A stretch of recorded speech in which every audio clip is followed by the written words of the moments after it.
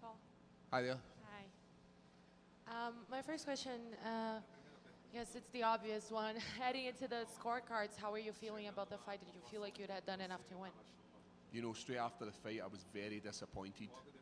But after I had time to reflect on it and to come to Brazil and fight the legend that is Hua in his hometown, or home country, and get a draw it's a good result for me. But that's what I did in 2 weeks' notice with a cut above my eye. We were very unfortunate when we started this camp. We literally signed the contract at the start of the week, and by the Friday we had a serious cut in above our eye. 5 stitches later, we couldn't do any sparring, couldn't do any wrestling, and everything that we did leading into that fight camp was around skill-based exercises. But when after, before they read the results, were you confident that you were going to get the nod? You know, going to the judges any time, it doesn't matter if you're in Brazil or if you're in Azerbaijan, it's hard to go against the hometown hero.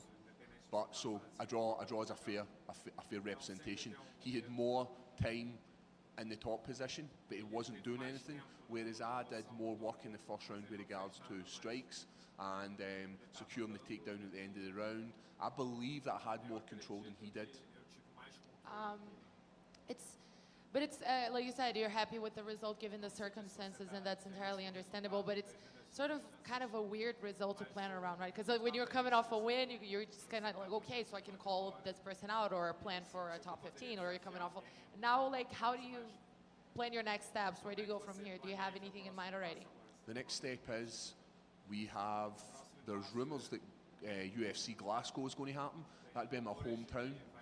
You know, if I did that in a 2-week fight camp, what can I do with an 8-week fight camp? So is there any opportunity to fight Shogun Hua again?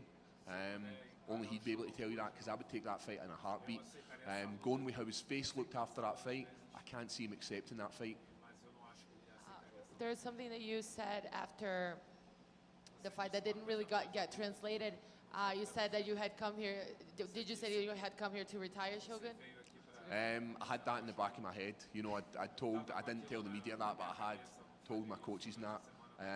What I said was, and you know, you need to have a bit of confidence in this sport. And I said I would love to be Shogun Hua's last fight. I would love for Shogun Hua to take the gloves off and leave them in the centre of the octagon after I had obviously got the victory. So you wanted him to retire tonight? I did want him to retire, but I want that next fight. I want a full fight camp. And then failing I don't get Shogun Hua, then give me another Brazilian. How did you feel like, I think for a lot of us looking at it, it seemed like you were a little bit too quick for him. Sometimes his advances were a little slow and you were able to dodge most of his attacks, but some of them did land and they look heavy.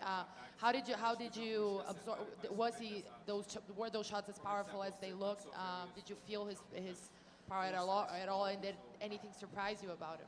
Yeah, you know, when you're in the moment, you don't really feel the shots, and it's not until after the fight you start breaking down like, oh, I do remember that shot, but I don't remember his power, I don't remember being wary of it. I was so focused on doing my game plan and stepping forward with a vicious jab, and I believed that when we sat down and accepted this fight, we were going to beat him with straight punches, and we showed that we did beat him with straight punches.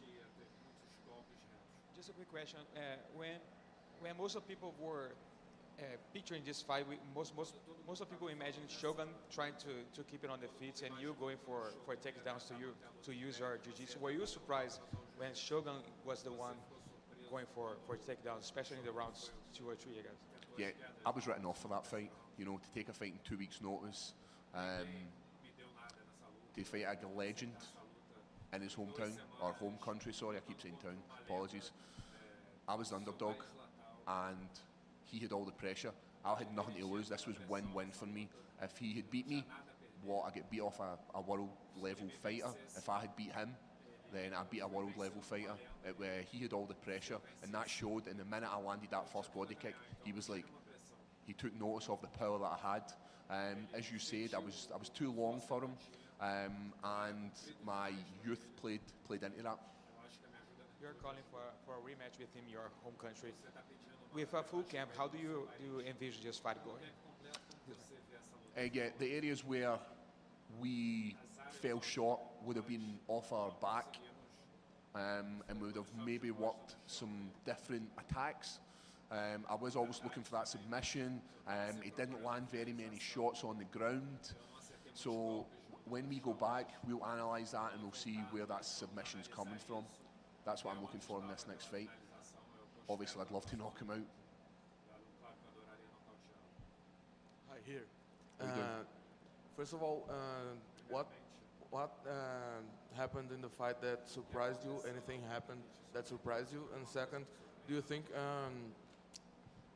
being placed here in Brazil influenced something in the result? I don't think it did. I wasn't really surprised with anything. You know, when you've got a guy like Shogun, he's got loads of footage. You see how he moves, you see what he does, you see how his attacks are. So you build a game plan around that.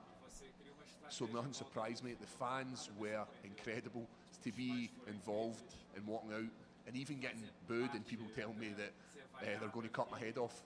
You know, that's part of the sport. It's a crazy place to fight. I'd love to come back here and fight again.